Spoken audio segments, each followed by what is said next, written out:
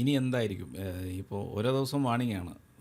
Mister Modi നിങ്ങളത് ചെയ്യണം, ഇല്ലെങ്കിൽ ഞങ്ങളിത് ചെയ്യും, ഇല്ലെങ്കിൽ മൊത്തം നോട്ട് ഗോയിങ് ടു ഹാപ്പൻ. 180 യൂട്യൂബർമാരെ കണ്ടെത്തിയിട്ടുണ്ട്. അവർക്ക് ആരോ നിർദ്ദേശം കൊടുത്തുകൊണ്ടിരുന്നു, യൂട്യൂബ് വീഡിയോയുടെ മാറ്റർ കൊടുത്തുകൊണ്ടിരുന്നു, എപ്പോൾ ആ വീഡിയോ അപ്ലോഡ് ചെയ്യണമെന്ന് സമയവും കൊടുത്തിരുന്നു.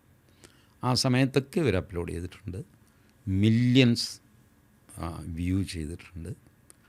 അതിലിവർ പാറ്റാ പാർട്ടിക്ക് അനുകൂലമായ പരസ്യം കൊടുത്തിട്ടുണ്ട്. ആ വീഡിയോയിൽ ഒരു ഡിജിറ്റൽ മാർക്കറ്റിംഗ് കമ്പനി എന്ന് അതിൻ്റെ പേര് തന്നെ അങ്ങനെയാണ്, അവരുടെ പേര് പുറത്തു വന്നിട്ടുണ്ട്. അവർ ഈ ഏർപ്പാട് ചെയ്തിട്ടുണ്ട്. പക്ഷേ അവർ ചെയ്ത് ഇത്രയും 180 യൂട്യൂബേഴ്സിനെ അവരല്ല ചെയ്തിരിക്കുന്നത്, വേറെ പലരുമാണ്. അതിൻ്റെ സോഴ്സ് എന്താണെന്ന് അന്വേഷിക്കുന്നു. അഭിജിത്ത് ദീപ്കയുടെ സോഴ്സ് എന്താണ്? അഭിജിത്ത് ദീപ്കയുടെ അച്ഛൻ MIDC, Maharashtra industrial development corporation, അതിലെ ജൂനിയർ എഞ്ചിനീയറായിട്ട് റിട്ടയർ ചെയ്ത ആളാണ്. അങ്ങയുടെ ലാസ്റ്റ് ഡ്രോൺ സാലറി 65,000 രൂപയായിരുന്നു.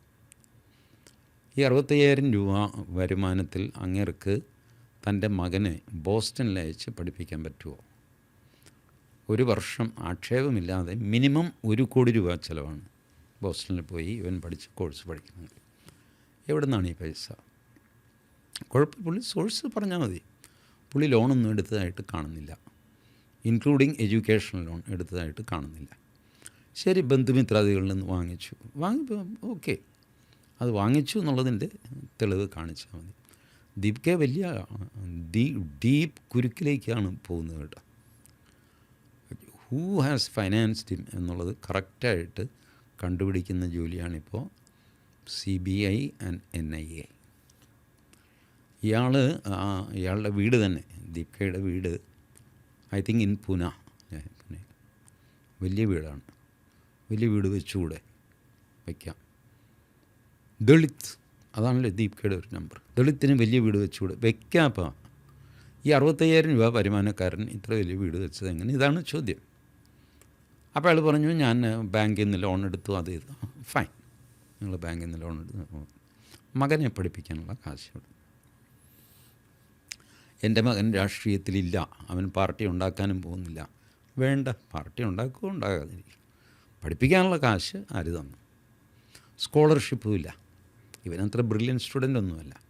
ചിലർക്ക് ഫുൾ സ്കോളർഷിപ്പൊക്കെ പലരും സ്പോൺസർ ചെയ്യും. അവൻ്റെ കംപ്ലീറ്റ് ചിലവ് ഞാൻ എടുക്കാമെന്ന് പറഞ്ഞിട്ട് ചില ഇൻസ്റ്റിറ്റ്യൂഷൻസ്, കമ്പനികളുടെ CRS ഫണ്ട്, അതും കാണുന്നില്ല. പിന്നെ എങ്ങനെ ഈ കാശ് വന്നു? അതൊന്ന് പറഞ്ഞാൽ മതി ചേട്ടാ, വേറെ ഒന്നുമില്ല. ഇത് ഒരു അമിത് തിവാരി, അയാൾ സൂറത്തിലാണ്. ബട്ട് അയാൾ മഹാരാഷ്ട്രയിലാണ് അയാളുടെ ആക്ടിവിറ്റി മുഴുവൻ, RTI ആക്ടിവിറ്റി.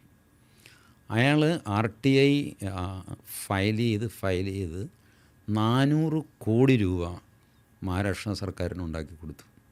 അഴിമതി ഇതൊക്കെ പിടിച്ചിട്ട് സർക്കാർ റിയാക്ട് ചെയ്ത് 400 crores അയാൾ കാരണം മഹാരാഷ്ട്ര സർക്കാരിന് ഇത് കിട്ടി. അപ്പം നാട്ടുകാർ മഹാരാഷ്ട്ര സർക്കാരിന് കത്തയച്ചു, 400 കോടി പിടിച്ചതല്ലേ, ഒരു 4 കോടിയെങ്കിലും ആ അമിത് തിവാരിക്ക് കൊടുക്കണം. കൊടുത്തിട്ടില്ല ഇതുവരെ, ബട്ട് അത്രയ്ക്ക് പോപ്പുലറാണ് അയാൾ. സൂറത്തിൽ താമസിക്കുന്നത്, പക്ഷേ ആക്ടിവിറ്റി മുഴുവൻ മഹാരാഷ്ട്രയാണ്. അയാൾ ഇപ്പോൾ ഇലക്ഷൻ കമ്മീഷന് പിന്നെ മറ്റ് അതോറിറ്റികൾക്കൊക്കെ പരാതി കൊടുത്തിട്ടിരിക്കുകയാണ്. ഇയാൾ സംശയാസ്പദമായ ഫൈനാൻഷ്യൽ ഫ്ലോയുള്ള ഫാമിലിയാണ് ഈ ദീപ്കെ family. So that is to be inquired.